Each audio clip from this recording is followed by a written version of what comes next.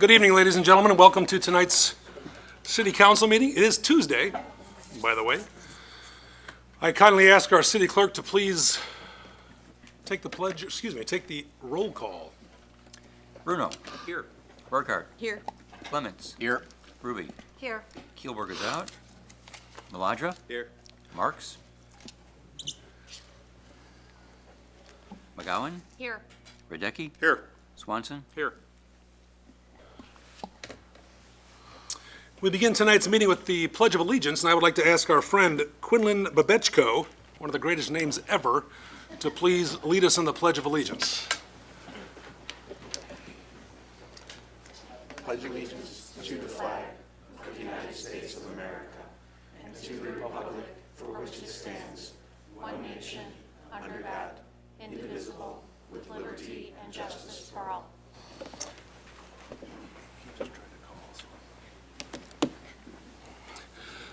Thank you, Quinlan.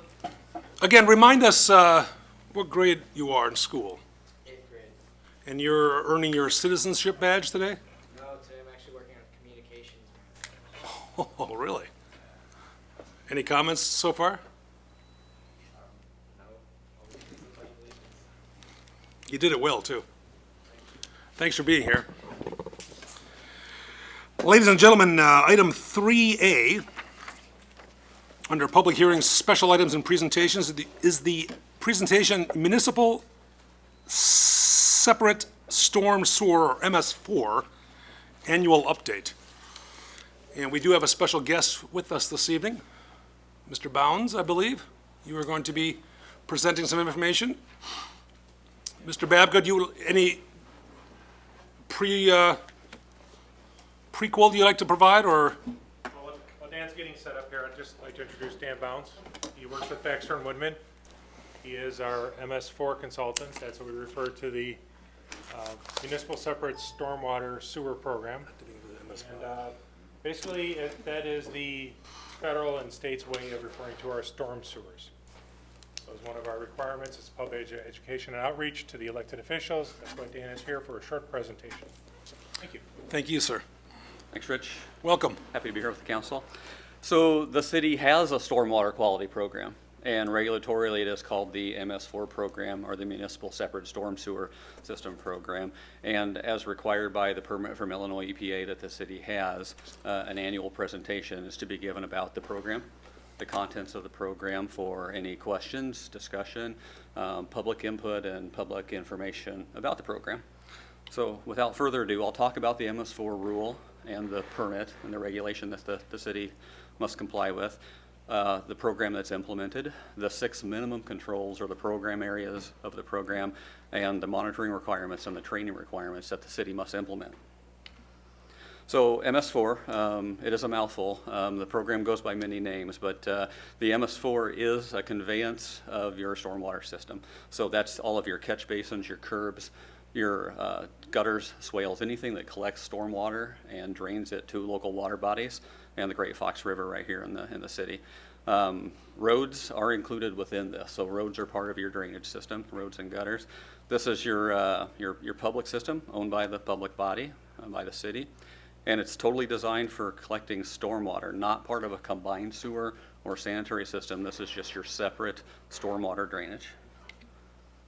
And any material that is deposited on your city's surfaces, land surface, materials, pollutants, once it rains, gets picked up by that stormwater and runs directly into your local water bodies. Does not go to the wastewater treatment plant, and any types of materials can be washed off and drained into the Fox River. So that would include any sediments, dirt, deposits that can be picked up by stormwater, nutrients like phosphorus and nitrogen off of our grass areas, turf areas, fertilizers, pesticides, any sort of residual metals or heavy metals that might run off, bacteria from wastes, detergents, oils or greases that are used, and any miscellaneous trash and debris.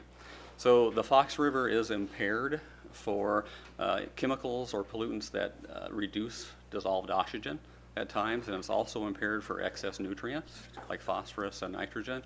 It's also impaired for bacteria and sediments, soil deposits. So this program is aimed at implementing measures that reduce the amount of pollutants coming from the city's storm sewer system to the maximum extent that it can. So your permit, your MS4 permit from Illinois EPA, it authorizes the discharge of your stormwater, and it authorizes some non-stormwater discharges as well to your storm drain system, like hydrant flushing, irrigation water. You are allowed to put out fires. That fire flow can go into the storm sewer system, and things like residential car washing and some other types of non-stormwater discharges are allowed to go into the system. It also authorizes the controlled runoff from construction sites. So your MS4 permit, along with King County stormwater ordinance requirements and NPDES construction site permits, regulate stormwater discharge from construction sites. And this permit requires best management practices. It's one of the big acronyms within the program. Practices that are implemented to reduce the amount of pollution coming out of your storm drain system to the maximum extent practicable. And those words were chosen very carefully within the Federal Clean Water Act to protect your local water bodies. So IEPA administers the program, like I mentioned before. It goes sometimes by the name Phase 2 Stormwater Program or ILR 40, general permit. So these terms are used interchangeably, but it's your MS4 Stormwater Quality Program.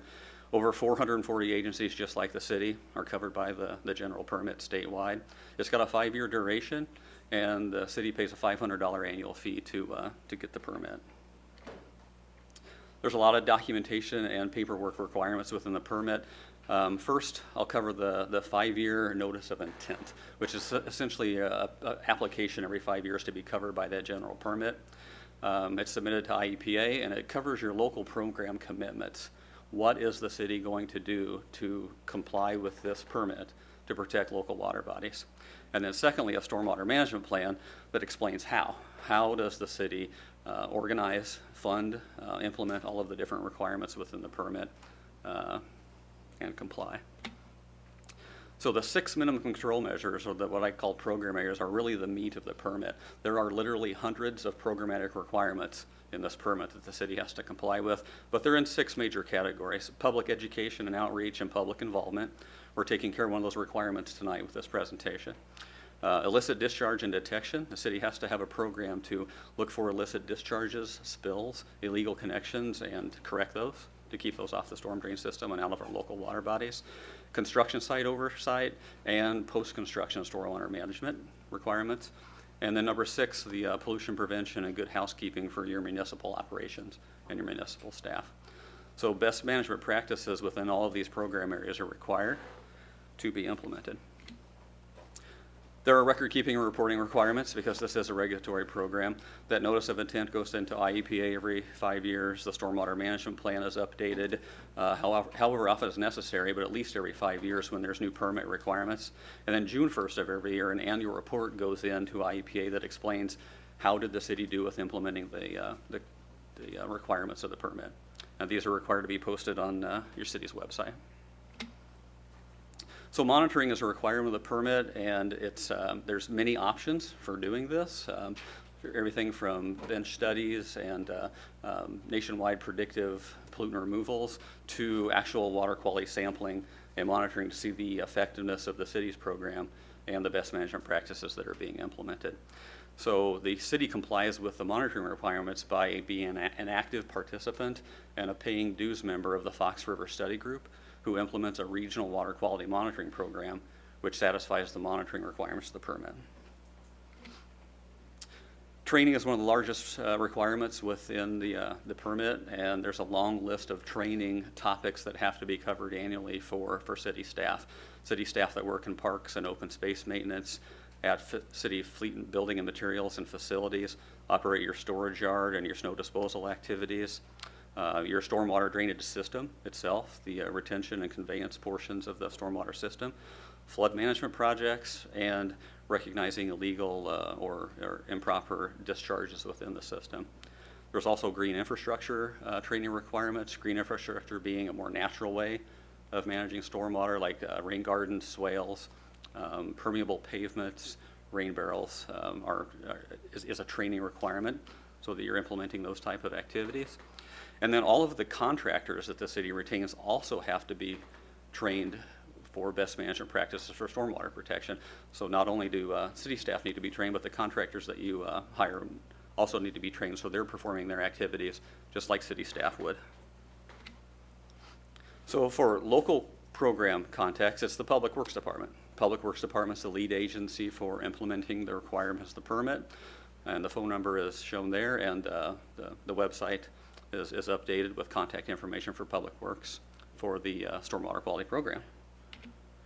And with that, I'm happy to take any questions related to the program or the requirements or how the city is implementing them, or I have a crystal ball for future requirements and things like that as well. Well, Mr. Bounds, speaking of future requirements, I have the pleasure of serving on the Kane County Stormwater Ordinance Committee.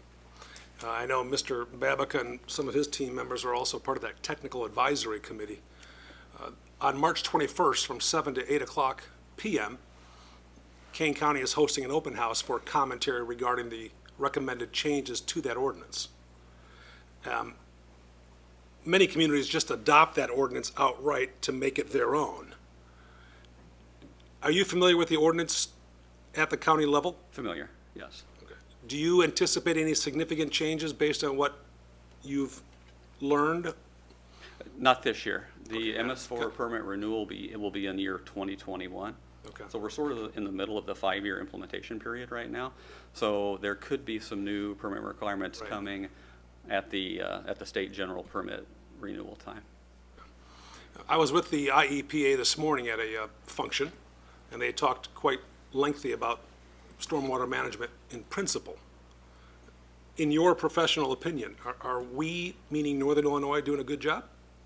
For stormwater quality or stormwater quantity? Well, both.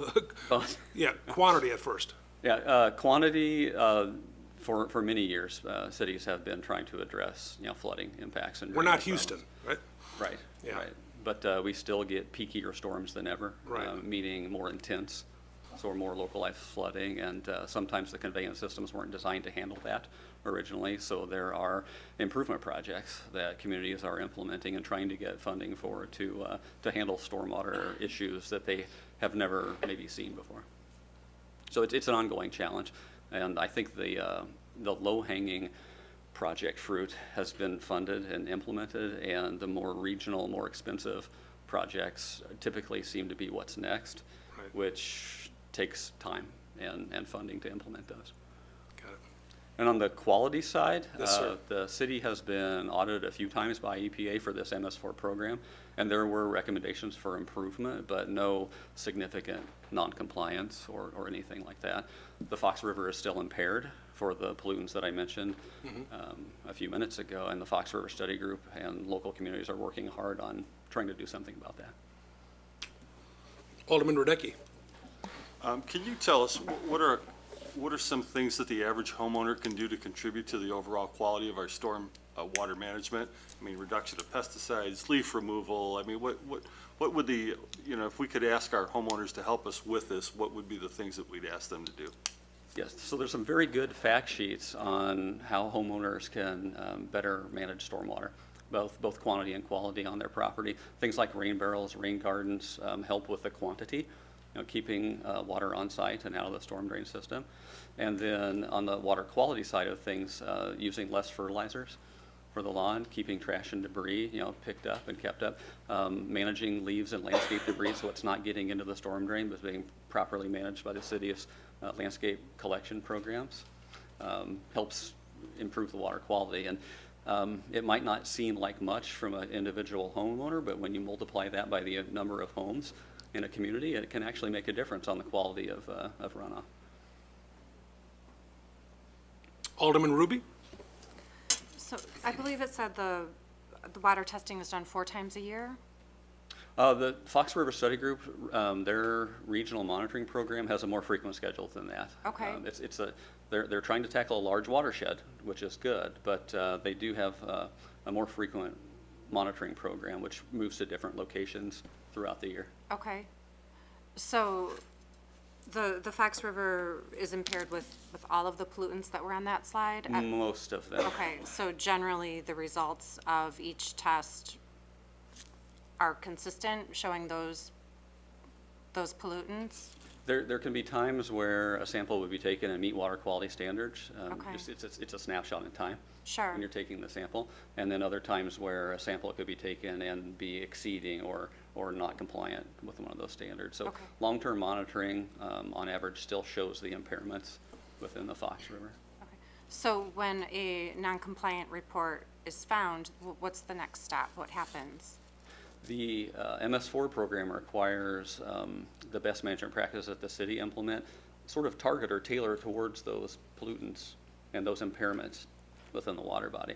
So if the water body was just impaired for sediment, let's say, most of the best management practices or the program or the education materials will be focused on sediment, you know, in a community. So that next step is look at the wastewater treatment plant discharges and make sure they're effluent or their discharges are in compliant, and then look at the municipal MS4 programs and are they adequately addressing the impairments for the discharges or for the water bodies that they discharge to. Okay, so you're just dealing with the city of Geneva versus the entire population versus the residents? When you get when these reports come in, when the results come in? The Fox River Study Group actually extends into Wisconsin and down into Illinois. So their monitoring program informs a lot of the Fox River Basin communities. Sure, but I'm talking about just in Geneva. Are you involved with the city, or does the outreach go into the community as well? We're helping the city comply with the permit and Okay. giving public education materials Okay. that the city can put on their website or use for other public events Okay, or open houses or things like that. Sure. So, okay. yeah. If anyone on the council has an idea of things that may not be getting the message, Mm-hmm. events or residents that might not be getting the message, you can let Rich know, and we will modify the program to Okay, provide thank you. materials to that. Alderman Bruno. Thank you, Mayor. Quick question about you had a line item on there, monitoring for illicit discharge detection. Just generally, how does a community, well, it seems like the nature of these types of discharges could be very transient. You know, someone, you know, an auto shop dumps some leftover paint, you know, in a creek. You know, are there systems that pick that up regularly? It seems like we're testing rather infrequently to catch that type of thing. Right, so water quality monitoring does look at more long-term trends in water quality, but the illicit discharge detection and outfall inspection requirements of the permit are getting at what you're really talking about. So there's like I said, there's literally hundreds of requirements in the permit, and I barely, you know, touched the tip of the iceberg today. But one of the requirements is outfall monitoring. So city staff are required to, I shouldn't say monitoring, outfall inspections. So the city staff are required to take a look at outfalls each year to see if there's any evidence of past illicit discharge. So if there's some staining or there's some foaming or trash and debris or something like that in the area of that stormwater outfall, the city's required to investigate and see where that discharge might be coming from. And then sometimes there might be a citizen complaint where on a walk path somebody sees something green or foaming coming out of a storm drain. They can call the city and say, this doesn't look normal. You might want to, you know, take a look at that. So the city's required to have ordinance teeth to investigate and enforce any sort of illicit discharges or illegal dumping. So it's valuable, to paraphrase then, it is valuable for citizens if they see the creek by their house fluorescent green, that they call right away. Yes, and right away is a good point because that stuff can flow downstream. And I like to tell everybody that we've got, oh, I don't have it on me, we all have a phone in our pocket nowadays, right? So a picture of what was going on at the time is really helpful to show city staff exactly what did folks see. Thank you. Anyone else from the dais? Mr. Bounds, just for my edification, you use the term impaired for the Fox River, so that folks aren't overly panicked. How impaired is the river today compared to its impairment level 10 years ago? Pick a year? Yeah, pick a year, yeah. I mean, Since 1970, the requirements of the Clean Water Act for treatment plant upgrades and the technology advancements that have happened have really improved the quality of our local water bodies. So since the enactment of these rules back in the 70s, we've seen marked improvements in water quality. And the next step is really stormwater runoff and non-point sources, and that's why we're implementing these programs today.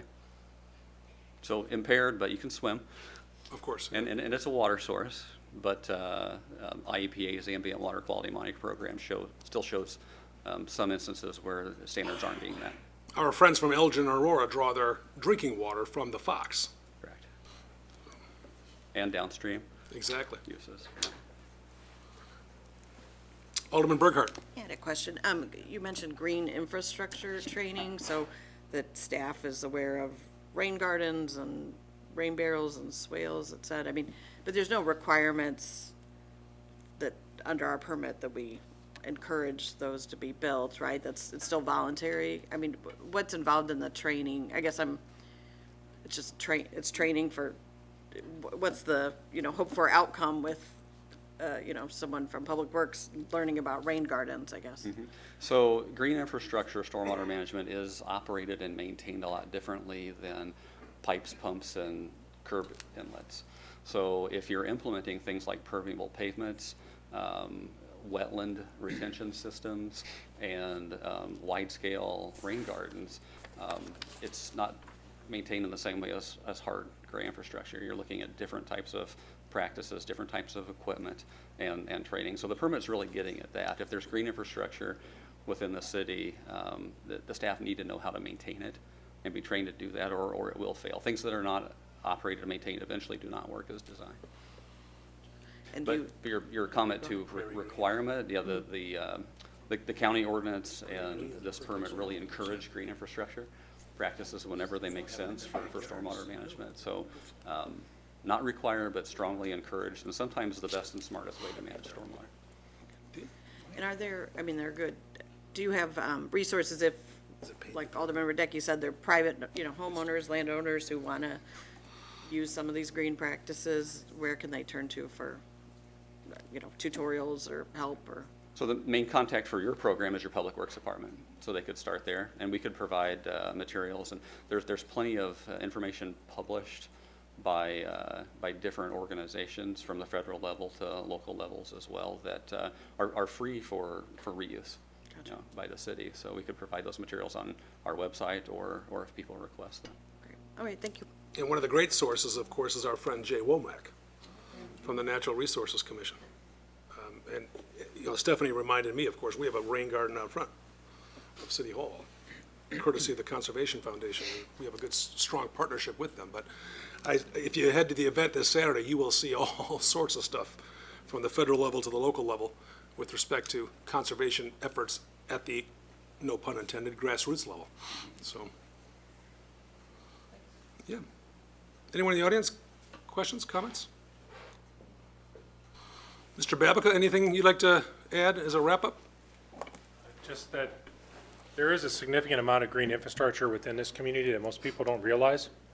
The parking lot at the Northwestern Cougar Stadium is a permeable parking lot. Park Place, their interior courtyard is a permeable parking lot. The library, their entire underground of the parking lot is an infiltration gallery.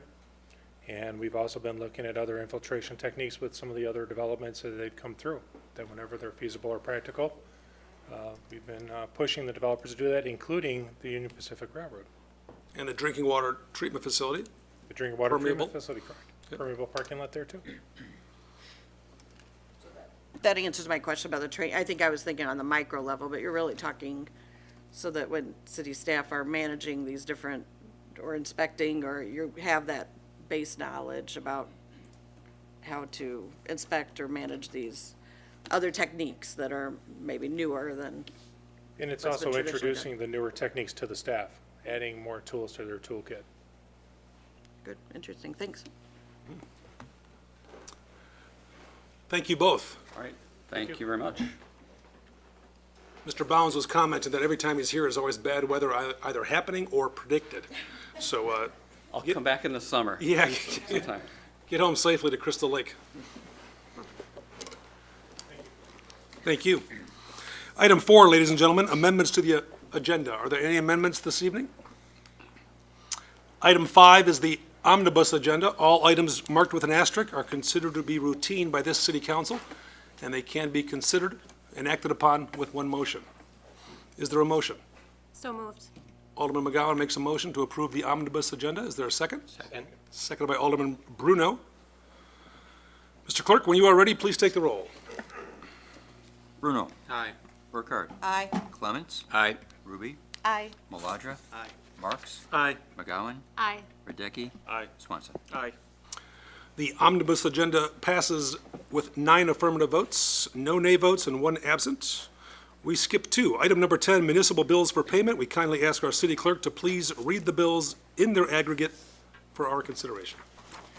Total bills, $3,483,953.14. Mayor, I move that we approve and pay the bills as read. The individual items that add up to that amount can be found in tonight's city council packet on the city website.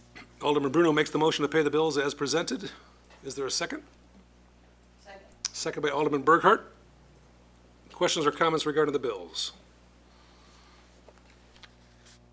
Mr. Clerk, please take the roll. Bruno. Aye. Burkhart. Aye. Clements. Aye. Ruby. Aye. Maladra. Marks. Aye. McGowan. Aye. Radecki. Aye. Swanson. Aye. The bills have been approved with 9 affirmative votes, 0 nay votes, and 1 absent. We skip down to item 12A. Consider ordinance number 2019-03, amending Title IV, Business and License Regulations, Chapter 2, Liquor Control, Section 4-2-11, License Classifications, and 4-2-13, Classifications and Fees related to the Class D3 liquor license. Is there a motion to approve the greatest acronym of all time? So moved. Motion by Alderman Marks, Second. seconded by Alderman Bruno. Questions or comments regarding this matter, unless you want to make a brief Sure, very intro? brief. Thank you. So, as the mayor indicated, this is to amend the Class D3 liquor license. This was because of a request from the Geneva Golf Club, that is the only license holder of this classification. The ordinance would increase the number of days per week they're allowed to serve alcoholic liquors, along with the fee required, and then it removes some language that was kind of redundant about portable bars. It said you could have 1 or more. So if you can have 1 or more, we didn't see the need to actually call that out. So since we were cleaning up the ordinance, we thought we would do that too. Staff reviewed the request along with the liquor commissioner and determined it was not an unreasonable request. And I don't know if there's anyone here from the golf club? Any comments you'd like to add? No. Greatest presentation ever. From the dais.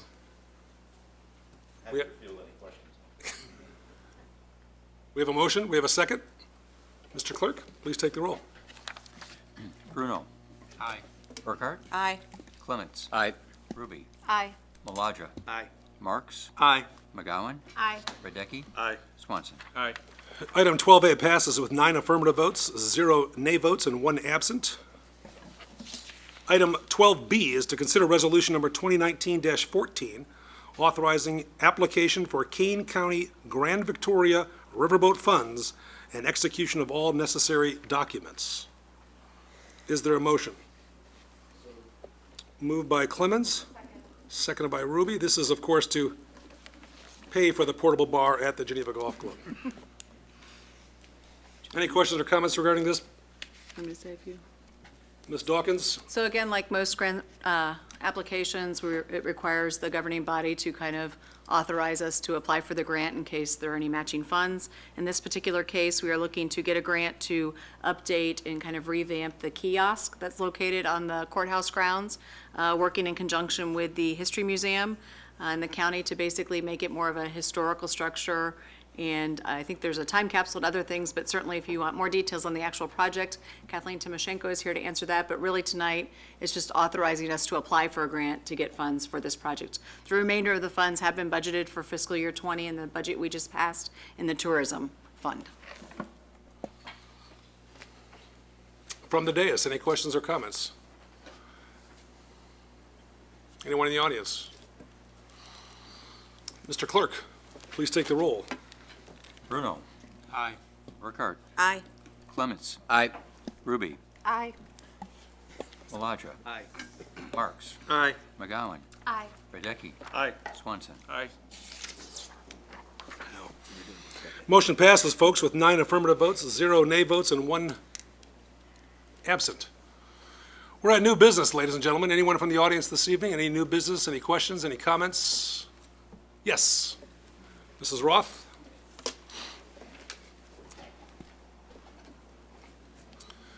Welcome. Thank you. Madeline Roth, 520 Ray Street. I own the property on the southwest corner of Ray and 31. And I would just like to say that my property is not on the National Register. I have an email here dated January 9th, 2017, where I sent an email to Rachel Lebowitz, who is the director of the Illinois Historic Preservation Agency, asking her if my house could be on the National Register and me not know it. She answered my email and copied Michael Lambert, city employee. She says, "Please forgive me, but I do not know your house or address. I had to look in my archive of emails to remind myself that you have contacted me in the past about your property, and I told you that this office is not designating your property to the National Register of Historic Places. In cases of personal residences owned by a single person, an applicant could not have their house listed in the National Register without owner consent." They're not, and she says she's copying Michael Lambert to let him know about this. So I'd just like to get that on the record. Thank you Thank very you. much. Thank you. Anyone else in the audience this evening? Any curiosities, questions, comments? Quinlan? Anything, men?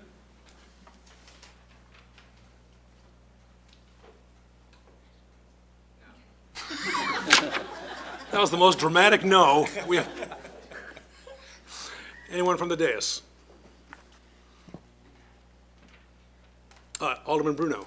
Thank you, Mayor. Just a reminder, you alluded to it, this weekend is a fundraiser for the Natural Resources Committee, which plants many trees, the Wine, Cheese, and Trees fundraiser.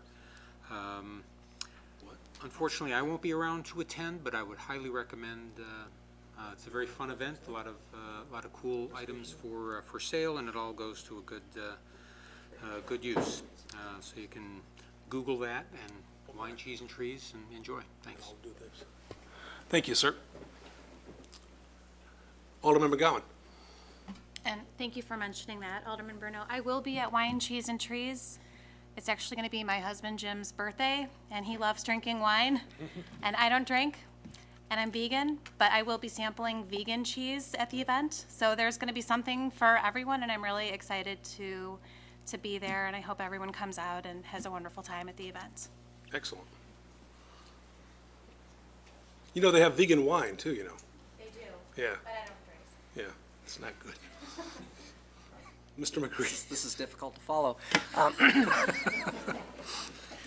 I just wanted to, if I may chime in, I just wanted to add that this Thursday evening right here in City Council chambers, I've been working with our Strategic Plan Advisor Committee over the last several weeks here. We are going to be hosting what I'll call a discussion to commemorate and recognize that this is African American History Month. So we are planning to have a lead discussion here with none other than Mayor Burns serving as our moderator. We have a speaker from the Geneva History Museum. We also have a noted professor from Aurora University. But, you know, we hope this will introduce an important topic and provide a place to have a discussion about the role of diversity, or the history of our community and its future. So, anything else you'd care to add, Mayor? No, it's going to be a great conversation, and an important one as well. Long overdue. I have just one bit of information. Ladies and gentlemen in the audience and those tuning in, the City Council received an email from me earlier today stating that I would formally this evening announce and encourage invitation to any citizen who would like to serve on the Speed Control Policy Task Force. You may recall this discussion a few weeks back. That task force is now accepting invitations for members to serve. Let me just give you some brief remarks regarding this. The composition of the task force will be 11 members, 2 from each ward with 1 person at large. All applications are being posted, or availability are being posted tomorrow. We will accept applications from anyone interested through March the 4th. From March the 4th through the 15th, I will consult with city council members with respect to those applications from their respective wards as to who should serve.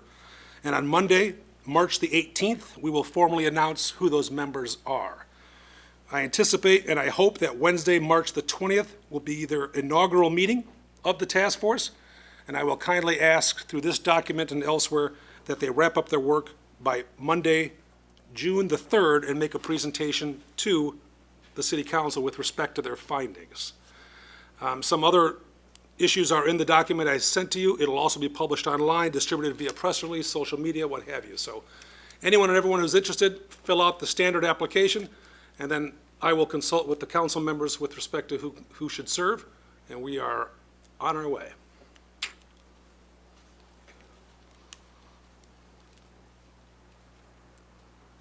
Wow. Anything else? Alderman Bruno. Thank you again. I forgot to mention, last I checked, we are getting more weather tonight. I don't know if, not to put Mr. Babick on the spot, are there any announcements for, no special announcements for parking tonight?